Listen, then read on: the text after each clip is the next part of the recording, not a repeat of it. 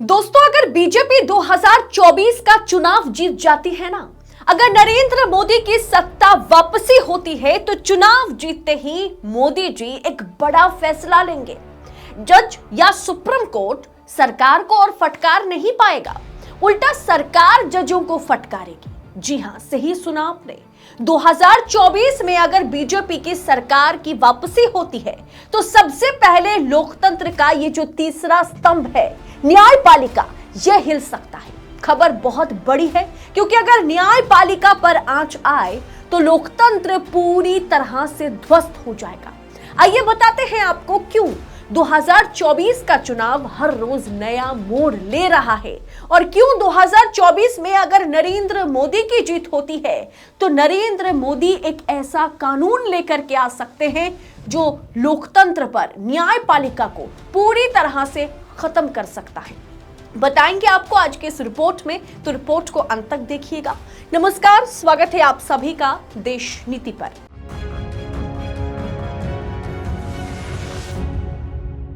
देश नीति, केवल सच्ची और पक्की खबरें। 2014 के बाद से हर एक सरकारी संस्था सवालों के घेरे में आता चला गया।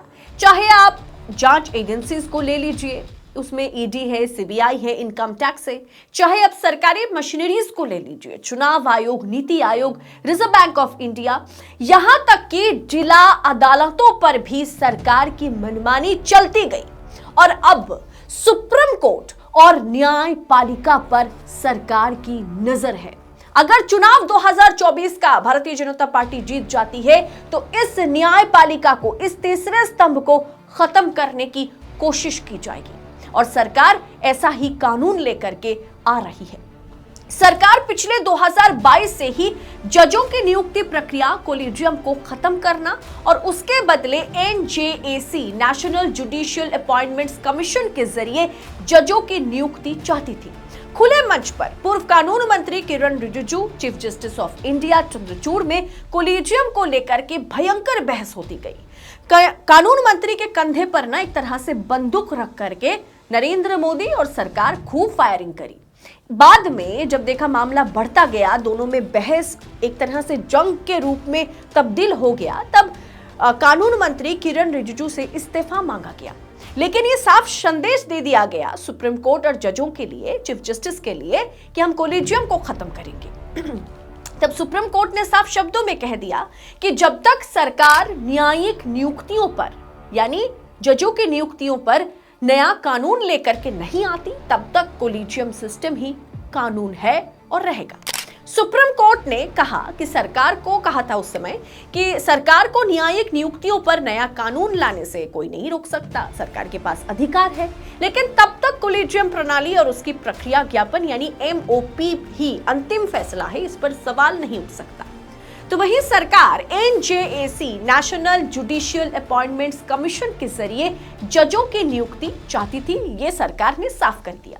वजह क्या है कि ये जो एनजेएसी है ना, इसके जरिए सरकार चयन करेगी कि किसे जज बनाए जाए, किनकी पदोन्नति होगी, किन्हें आगे प्रमोट किया जाएगा, कौन से जज की कहां पर ट्रांसफर होगी।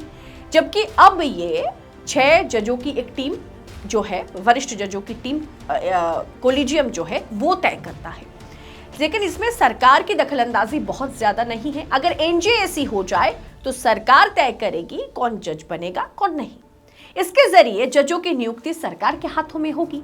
जजों की नियुक्ति के लिए मोदी सरकार ने 2014 में राष्ट्रीय न्यायिक नियुक्ति आयोग एनजेएसी का गठन किया था, जिसे सुप्रीम कोर्ट ने अवैध बता दिया था। 18 अक्टूबर 2022 में कुछ तारीखों के साथ जो है आपके सामने तथ्य को रखूंगी, फिर आपको समझ आएगा कि किस तरह से मोदी सरकार और सुप्रीम कोर्ट के जजों के बीच, सीजीआई के बीच बहस छिड़ गई थी, और क्यों ये मुद्दा बहुत बड़ा है, और क्यों 2024 में अगर मोदी की जीत होती है तो कानून ला करके कोलिजियम को खत्म किया जाएगा। 18 अक्टूबर 2022 कानून मंत्री किरण रिजिजू ने जजों की नियुक्ति वाली कोलिजियम सिस्टम पर सवाल उठाया। रिजिजू ने कहा कि जज न्याय देने की बजाय नियुक्ति करने में व्यस्त रहते हैं। कोलिजियम प्रणाली संविधान के लिए एलियन जैसा है। 28 नवंबर 2022 सुप्रीम कोर्ट ने जवाब दिया कि बड़े पद पर बैठे व्यक्ति को इस तरह के बयान देने से बचना चाहिए। Justice SK. कोल यानी जस्टिस किसान कोल ने कहा कि आपको कोलिजियम का सम्मान करना पड़ेगा। उन्होंने कानून मंत्री से यह कहा। फिर 15 दिसंबर 2022 राज्यसभा में कानून मंत्री ने इसका जवाब दिया। उन्होंने कहा जब तक जजों की नियुक्ति के लिए नई व्यवस्था नहीं होगी तब तक सवाल उठता रहेगा। जजों के पद तब तक खाली रहेंगे जब तक कोलिजियम सिस्टम खत्म नहीं हो जाता है। ये 3 बयान न्यायपालिका जो है कहीं ना कहीं कानून मंत्री ने, सरकार ने न्यायपालिका से सवाल किया, न्यायपालिका ने करारा जवाब दिया। फिर उसके जवाब में सदन में कानून मंत्री ने फिर से न्यायपालिका पर हमला बोला। 2022 में यह घटनाक्रम चलता रहा। ये 3 बयान न्यायपालिका और सरकार के बीच जो तकरार उस वक्त चल रही थी वो काफी अच्छे तरीके से आपको समझ आ गया होगा। अब कोलिजियम और एनजेएसी में अंतर क्या है इसे समझिए, यही जरूरत है समझने की आपको। पहला, कोलिजियम में सीजीआई समेत सुप्रीम कोर्ट के 5 वरिष्ठ जज होते हैं जो नियुक्ति, स्थानांतरण और उन्नति पर जो है फैसला लेते हैं किसे प्रमोट किया जाएगा। एनजेएसी में 6 सदस्यों को शामिल करने का प्रस्ताव है जिसमें चीफ जस्टिस समेत 3 जज को शामिल किया जाता। दूसरा, कोलिजियम में जजों की नियुक्ति प्रक्रिया में सरकार की कोई भूमिका नहीं होती है, जबकि एनजेएसी लागू होने पर जजों के नाम फाइनल करने की प्रक्रिया में सरकार मुख्य भूमिका में आ जाएगी।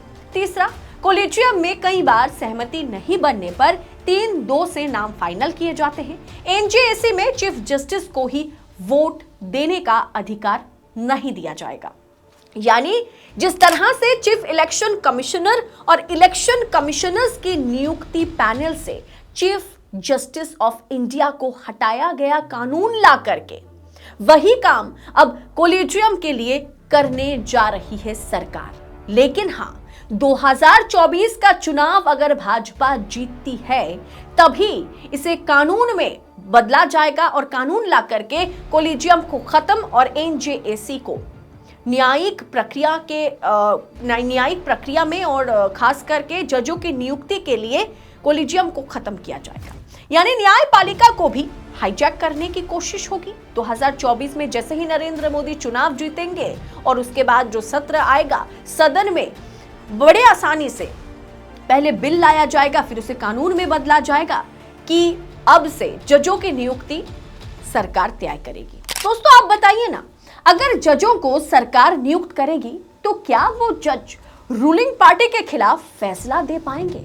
क्या सरकार को फटकार लगा पाएंगे? उल्टा सरकार उस जज को फटकारती हुई, ललकारती हुई नजर आएगी। 2024 में अगर मोदी जी जीत जाते हैं तो ऐसा ही होगा। यानी आप समझ रहे होंगे किस तरह से न्यायपालिका पर कब्जा पाने की कोशिश जो है की जा रही है। 2022 में की गई, लेकिन भारतीय जनता पार्टी, नरेंद्र मोदी की सरकार इसमें सफल नहीं हो पाई क्योंकि सीजीआई चंद्रचूड़ ढाल की तरह, चट्टान की तरह खड़े नजर आए थे। और अब जैसे ही 2024 का चुनाव भारतीय जनता पार्टी या नरेंद्र मोदी जीत जाएगी तो सबसे पहले कानून लाकर के कोलिजियम को खत्म किया जाएगा और जजों की नियुक्ति अब सरकार तय करेगी। क्या अब जज निष्पक्ष रह पाएंगे? क्या न्यायपालिका निष्पक्ष रह पाएगा? ये बहुत बड़ा और बहुत अहम सवाल है। आपको क्या लगता है 2024 में अगर भाजपा जीत जाती है तो उसका असर किस तरह से होगा और खासकर लोकतंत्र को खत्म करने में कितना बड़ी वजह बनेगी ये नरेंद्र मोदी की जीत? आपको क्या लगता है? आप अपनी राय हमारे साथ कमेंट बॉक्स में शेयर कीजिए। बाकी ऐसी खबरों को हम आप तक पहुंचा सके पूरी पड़ताल के साथ, इसके लिए हमें आपकी सहयोगिता की, आपकी सपोर्ट की जरूरत है।